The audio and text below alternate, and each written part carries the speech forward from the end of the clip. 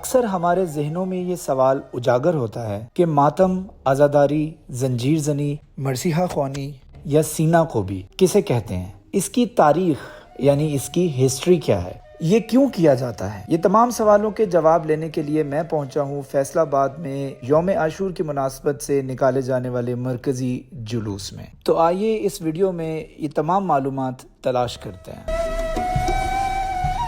Video کو شروع کرنے سے پہلے میں اپنے دیکھنے والوں کو یہ پیغام دینا چاہوں گا کہ ماتم کرنا ثواب ہے یا گناہ، میں اس بحث میں قطعاً نہیں پڑوں گا، میں صرف اس کی تاریخ پر گفتگو کروں گا۔ حضرت امام حسین کی شہادت کے بعد سن 65 ہجری میں ایک توابون کے نام سے مہم چلائی گئی۔ اس مہم کا مقصد حضرت امام حسین کے قاتلوں سے بدلہ لینا اور اس ایک ایک شخص کو کیفر کردار تک پہنچانا تھا جو کہ کربلا جیسے دل خراش واقعے کا ذمہ دار ہے۔ یاد رہے کہ اس مہم میں کوفے کے وہ لوگ بھی شامل تھے کہ جنہوں نے حضرت امام حسین کے کربلا آمد پر ان سے منہ پھیر لیے تھے۔ واقعہ کربلا کے بعد توابون ابن زیاد کے قتل کی نیت سے سیریا کی طرف روانہ ہوا اور راستے میں کربلا کے مقام پر ایک رات کے لیے قیام کیا۔ اتفاق سے وہ رات بھی 10 محرم کی رات تھی۔ یوں قیام کے دوران انہیں اپنی بے وفائی اور حضرت امام حسین کی شہادت یاد آ گئی، اور یوں توابون نے اپنے کیے پر پچھتاوے کا اظہار کرتے ہوئے ماتم کیا۔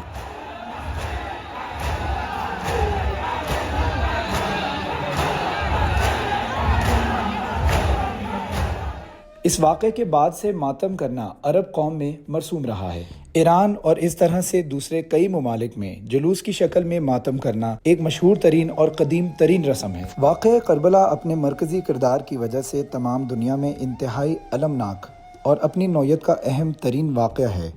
اس واقعے نے پورے عالم انسانیت کو متاثر کیا ہے۔ پیغام کربلا کسی ایک خطے، مذہب یا فرقے تک محدود نہیں ہے، یہ ابدی، آفاقی اور عالمی ہے۔ دنیا بھر میں عزاداری اس کا زندہ ثبوت ہے۔ اس کی یاد کے طریقے مختلف ہو سکتے ہیں، انداز جدا ہو سکتے ہیں، خراج عقیدت پیش کرنے کے لیے زبان و بیان کا وسیلہ الگ ہو سکتا ہے، مگر شہدائے کربلا کی عظمت کا اعتراف ہر صاحب دل کرتا ہے۔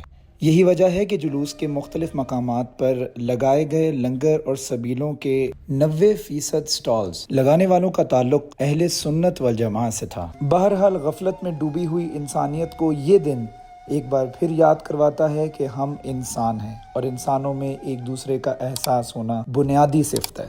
شیعہ فرقے سے تعلق رکھنے والے مجتہد مصنف ہیں، وہ اپنی کتاب جلا العیون میں لکھتے ہیں، شہادت حسین رضی تعالیٰ عنہ کے بعد عزاداری گریہ ماتم کی ابتدا یزید کے ایک گھر سے ہوئی۔ جب اہل بیت حسین یزید کے محل میں داخل ہوئے تو یزید نے لباس ماتم پہنا، صدائے نوحہ گریہ بلند ہوئی اور یزید کے گھر 3 روز تک ماتم رہا۔ اسی طرح شیعہ المؤلف رسالہ میں لکھتے ہیں، حضرت امام حسین کی شہادت کے بعد 300 برس تک عشرہ محرم میں رونے گریہ کرنے کی رسم کا کہیں وجود نہیں تھا۔ 352 ہجری میں سب سے پہلے معز الدولہ ولیمی نے صرف 10ویں محرم کو بغداد میں حضرت امام حسین کے ماتم کرنے کا حکم نافذ کیا، اور اس کے بعد 363 ہجری میں فاطمی نے مصر میں بھی حکم جاری کر دیا۔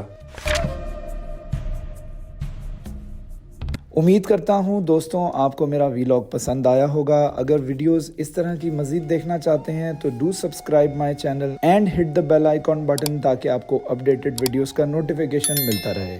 اللہ حافظ۔